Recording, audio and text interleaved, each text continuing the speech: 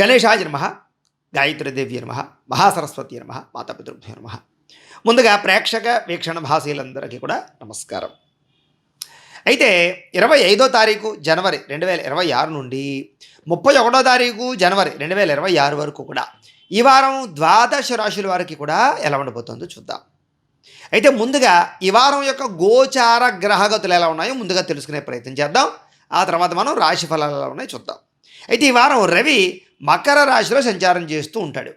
కుజుడు అనుకోండి ఈ వారం అంతా కూడా మకర రాశిలోనే సంచారం చేస్తున్నాడు. ఈయన కూడా బుధుడు ఈ వారం అంతా కూడా కుంభరాశిలో సంచారం చేస్తూ ఉంటాడు.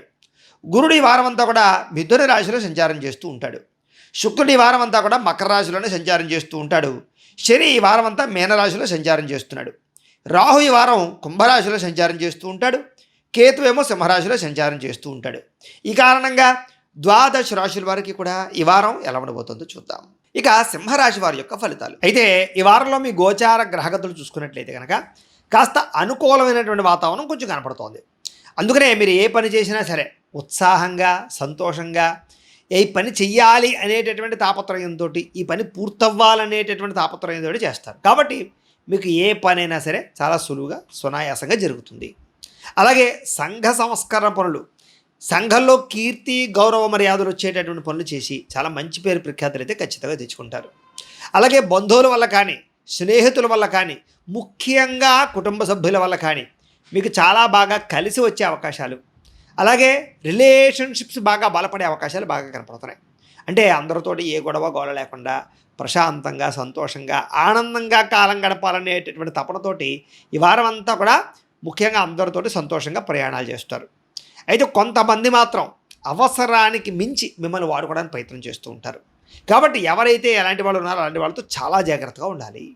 అయితే ఆధ్యాత్మిక చింతన కానీ భక్తి కానీ ఇంట్లో పూజలు చేయడం కానీ లేదా ఏదైనా వ్రతాలు దీక్షలు చేపట్టడం కానీ ఆలయ దర్శనాలు కానీ తీర్థయాత్రలు కానీ ప్రయాణాలు కానీ ఇవన్నీ మీకు బాగా కలిసి వస్తాయి.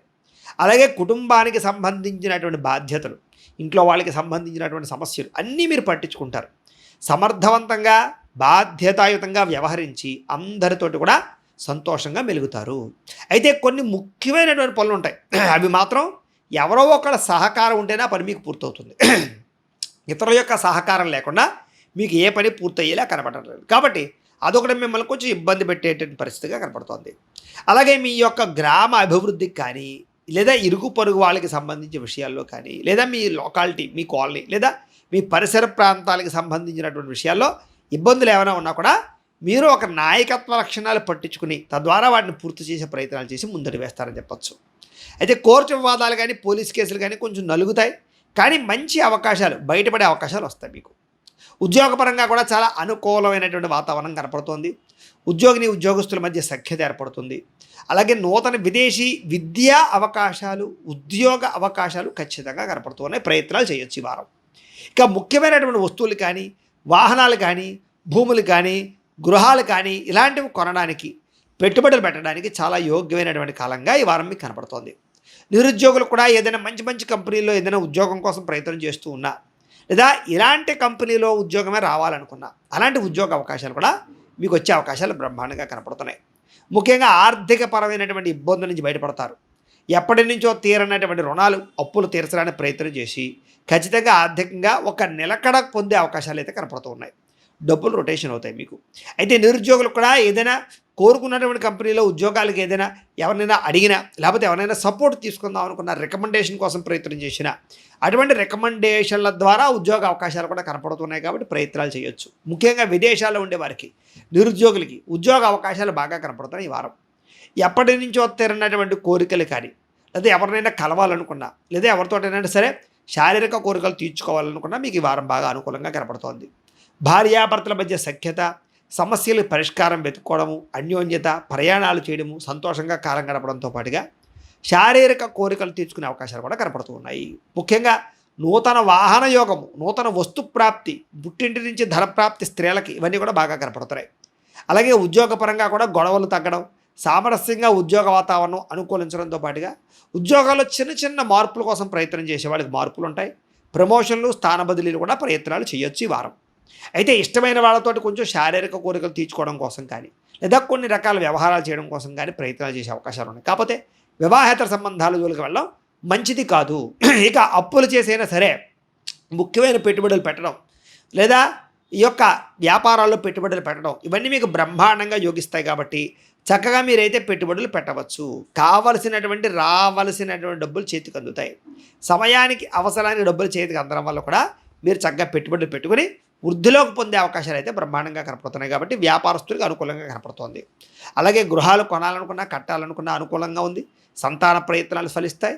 విద్యార్థులు కూడా కొత్త కొత్త ప్రాజెక్టులు ప్రారంభం చేయడం కానీ లేదా మీ స్కూల్లో కాలేజీలో ఏదైనా ప్రాజెక్టులు నిర్వహిస్తూ ఉంటే వాటిలో చురుకుతనంగా ఉండడం కానీ చేసే అవకాశాలు లేదా అసైన్మెంట్లు చిన్న చిన్న రాత పరీక్షల్లో ఉత్తీర్ణతలు పొందే అవకాశాలు కనపడుతున్నాయి. విదేశాల్లో చదువుకునే వారు కూడా అక్కడ మంచి అభివృద్ధితో పాటుగా ఉద్యోగ అవకాశాలు కూడా మీకు బ్రహ్మాండంగా వరించే అవకాశాలు కనపడుతున్నాయి.